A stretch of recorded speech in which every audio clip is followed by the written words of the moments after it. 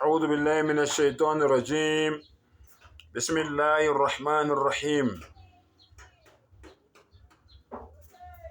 كل نفس ذائقة الموت وإنما توفون أجوركم يوم القيامة. Ngicela u-Allah angivikele kusathane ongathandwa egameni lika Allah onomusa onesihawu. Ngempela wonke umphefumulo uzohlukana nenyama, izinkanuko zikunambithe ukufa. Emva kwalokho-ke umuntu nomuntu ngelanga lokwahlulelwa uyobona umvuzo wakhe, uyokwehlulela ngokwemisebenzi yakhe. Bafowethu, namhlanje ngigcile ngokufa nje, ngikhuluma ngokufa nje namhlanje ngoba ngifuna abantu bakithi bezwe kahle ukuthi ukufa kuyini. Uma usufile kwenzakalani, kusala kwenzakalani emhlabeni wena uma ungasekho. Mhlambe wena makufa abanye le yenzakalayo ucabanga ukuthi uma sekufe wena angeke yenzeka kulabo abanye. Lalela-ke, lapho-ke ulimi lwakho selugcwele umlomo lingasakhulumi, bayaqala manje abantu bonke manje bayakhala la endlini. Kufike isikhathi lapho umphefumulo wakho usuhlukana nenyama. Ziyaqala-ke manje ihlobo abakhona la egumbini okulo, mhlambe kusesibhedlela, mhlambe kusendlini embhedeni wakho wemali eyishisiwe, unama-headboard amagolide nani konke lokho akusakusebenzeli.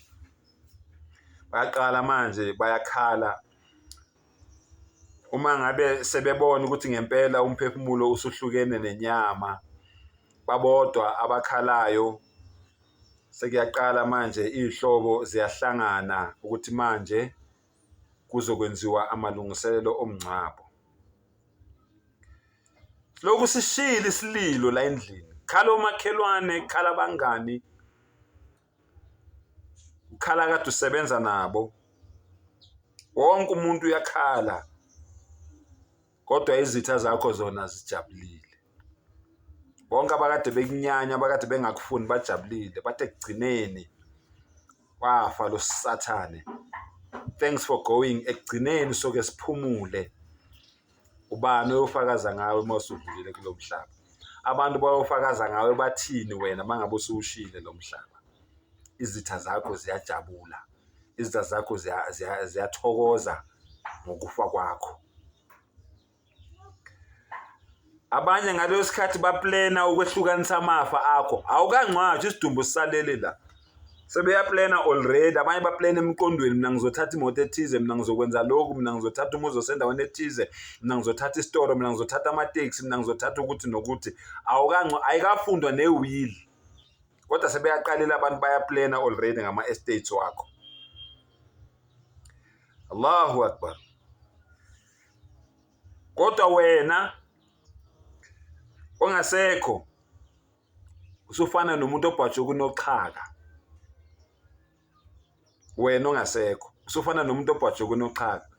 Babhizi bayakhuluma, benza yonke into, yonke imsangano abayiplenayo ngeinto zakho lezathi ungafuni nazo uphila.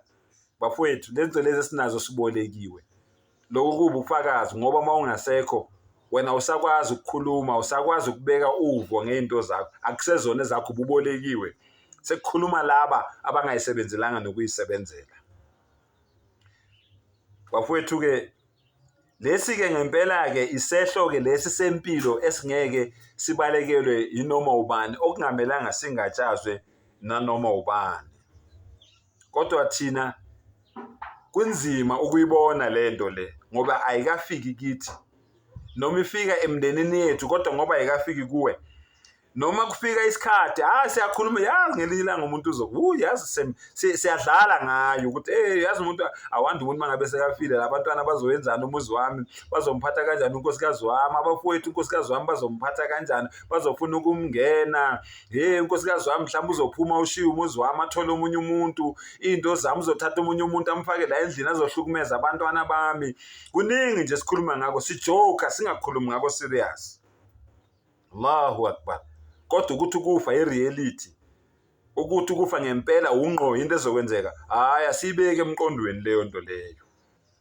Iyangenelela nje mangabe sikhuluma nje ngendlela esikhuluma ngayo. kodwa lokho bafowethu akusizi ngalutho uma ngabe ngempela sesikhuluma amaqiniso.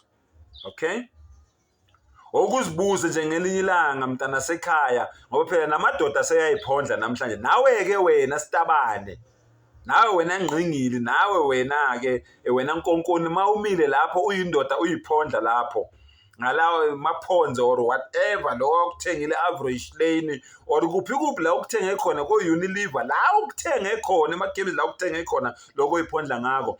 Ubothi ngelinye ilanga-ke nawe dadewethu ma uyiphondla umile lapha esibukweni uzitshela ukuthi hey, ngelinye ilanga lamaphonzi ngeke angisebenzele, lo buso lo buzobhicika ngelinye ilanga, buzobhucuka, you are going buzolotha, buzovuthuluka. Okuyitshele nje lokuthi ngelinye ilanga noma ngingayiphondla kanjani, ngelinye ilanga kuzovuthuluka, yonke lento le izovuthuluka.